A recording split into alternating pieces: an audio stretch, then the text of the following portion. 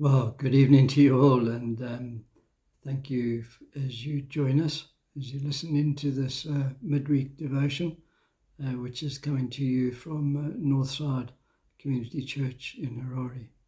So thank you for joining us. Last Sunday, we started a 4-week series in preparation for Easter called The Difference Jesus Makes. And we will be looking at Passion Week, and that is the 8 days from Palm Sunday to Resurrection Sunday. And as we did that, it reminded me of a study that we did in our community life group some years ago, which was called Jesus, the Game Changer. These 8 days are considered to have had a more significant impact than any others and on the world, and they certainly changed the world. And so the passage that we looked at was John 12, verses 12 to 19, and they were about Palm Sunday, and it is titled in our Bibles, The Triumphal Entry.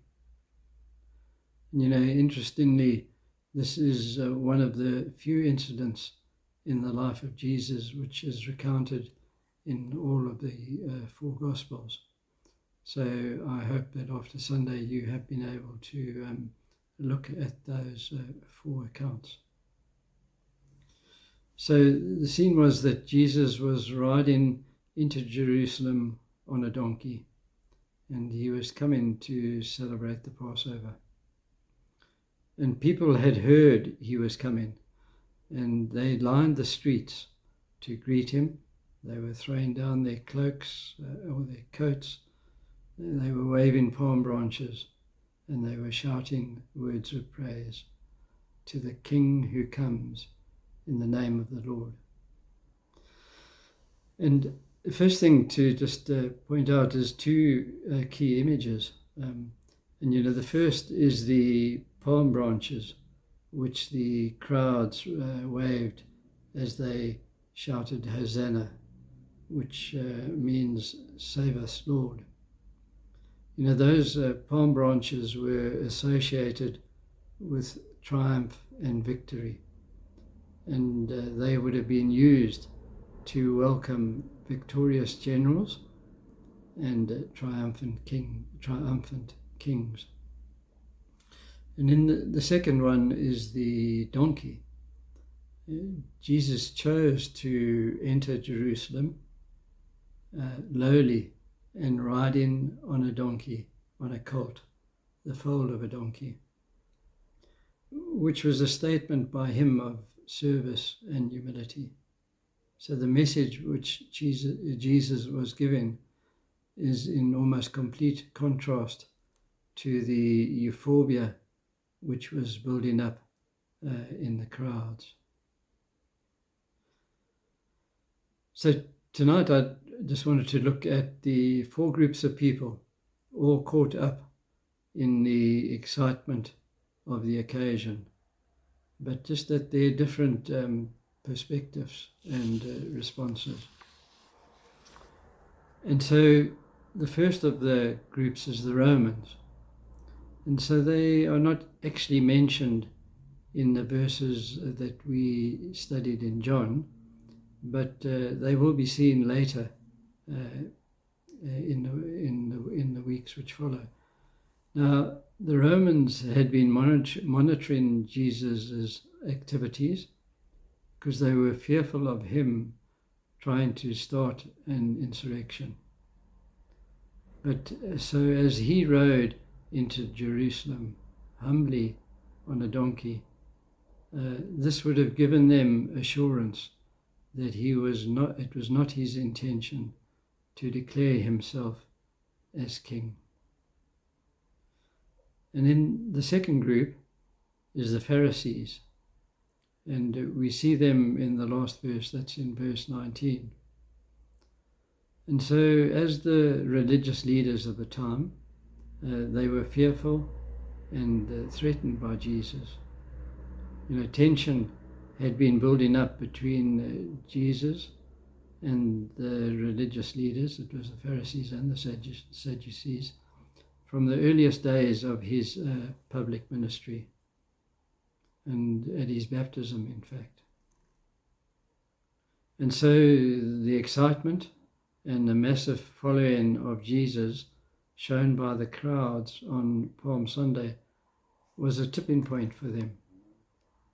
They were hoping that Jesus' following would fall away, but it became clear to them that this would not happen. And so their words, which are recorded there, say it all. You see, we are not succeeding at all. Look, the whole world is following him. And then the third group is the crowd that had gathered in Jerusalem for the Passover, and they came out to meet Jesus. And we see that in verses 22 and 23, where it says, "The next day, the great crowd that had come for the festival heard that Jesus was on his way to Jerusalem. They took palm branches and went out to meet him." And so they probably knew about him, and they were caught up in the excitement. And their expectation was that he was the Messiah who was going to deliver them from their Roman oppressors, in the same way as the Jews were rescued out of Egypt. And so their cries of Hosanna were very enthusiastic, but consequently they were misplaced and shallow. They didn't really understand. And so they were supporting him, but for wrong reasons. And I think this will come out a bit further as the series continues. And then the fourth group was those who followed him from Bethany, where he had raised Lazarus from the dead. And these were people who were excited about the miracles that they had seen and therefore experienced. But, they had not traveled the narrow, hard road with him. One may say that their roots were not deep, their faith was not sure yet. And, in terms of a journey of faith, they were in between the previous group and the followers of Jesus, who is the next group that we're going to look at. And so the fifth and the last group, as I said, were the followers of Jesus, which would have included his inner core of the 12 disciples. But it's interesting that even this very small group, the 12 disciples who had spent 3 years with him, did not fully understand what was about to happen. And they only finally realized after he was glorified. And we see that in verse 16. But the difference is that this group had lived with Jesus. They had learned from what Jesus did. They had watched him. And he also what he taught them. And so they were truly faithful followers. Their faith was sure. It wasn't just based on the experience of a miracle or a couple of miracles. And they would follow him anywhere, and they would do whatever he asked them to do. And theirs is the story which unfolds in the book of Acts, which can also be called the Acts of the Apostles. So the triumphal entry was a day of huge excitement. And, for us reading about it, we have the advantage of living in an age when so much more has been revealed to us. And so it should be much easier for us to make a choice which in some ways they faced, but it was also the choice which faced the Jews in Deuteronomy 30:19. And that says, I have set before you life and death, blessing and curse. Therefore choose life, that you and your offspring may live. And so, having said we've got a big advantage, we have, as we've been learning in Jude, there are many competing voices out there. And our risk today is that they are even more pervasive and subtle. And so we do need to contend for our faith. And so the questions that we should be asking ourselves at this time of preparation for Easter and coming out of what we've been talking about now are where do we stand in our understanding of Jesus and our journey of faith? And perhaps another way of saying is which of those groups are we in?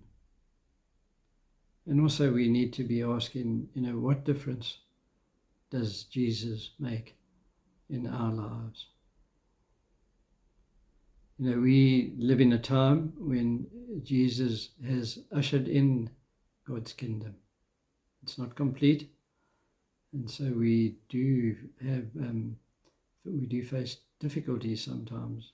And this is summed up in the words of one of the songs that we sang on Sunday, and I'm just going to read those for you.